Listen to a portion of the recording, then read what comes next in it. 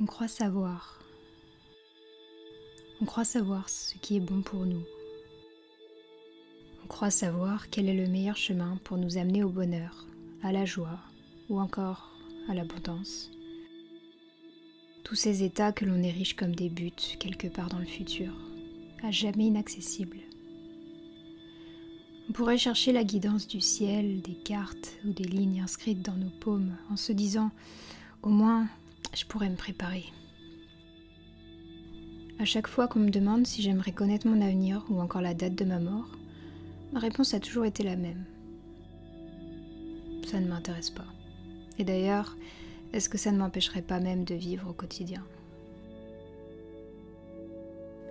J'aime comprendre le passé pour adapter mon présent, j'aime gagner en perspective sur les décisions prises, sur les tendances qui m'ont mené à agir d'une manière plutôt qu'une autre.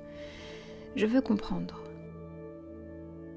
Mais qu'on me dise ce que je vais vivre dans l'année, dans la décennie, ou quand viendra le temps de me retirer de la vie active, tout ça ne m'intéresse pas. Et pourtant, un jour, une de mes mentors mettait en lumière chez la personne en face d'elle que ce qui la perturbait dans sa vie était l'inconfort, voire même le malaise qu'elle vivait face à l'incertitude. Ne pas savoir ce qui vient après, et après, et après.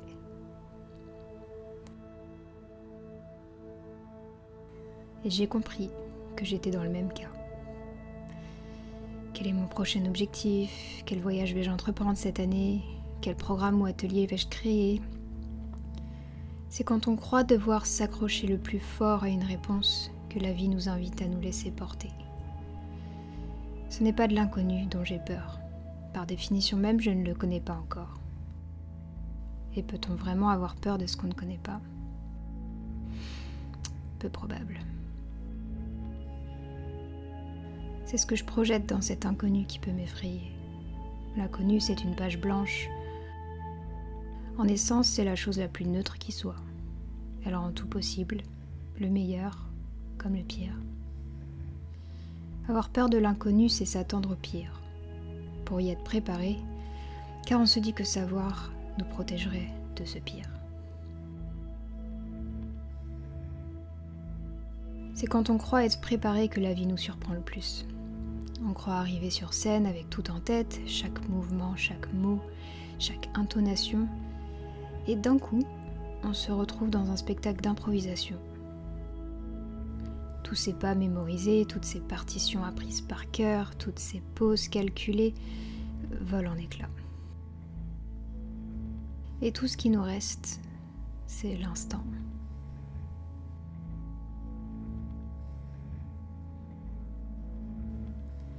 Tu croyais avoir anticipé la suite de l'histoire, tu croyais savoir où tu allais, quelles étaient tes priorités, et d'un coup, tu ne sais plus.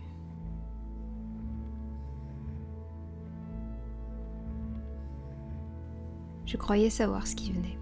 Je croyais avoir anticipé les 10 prochains chapitres. Mais la vie m'a offert un cadeau, celui de me proposer un nouveau livre. Celui dont toutes les pages sont vierges et à travers lequel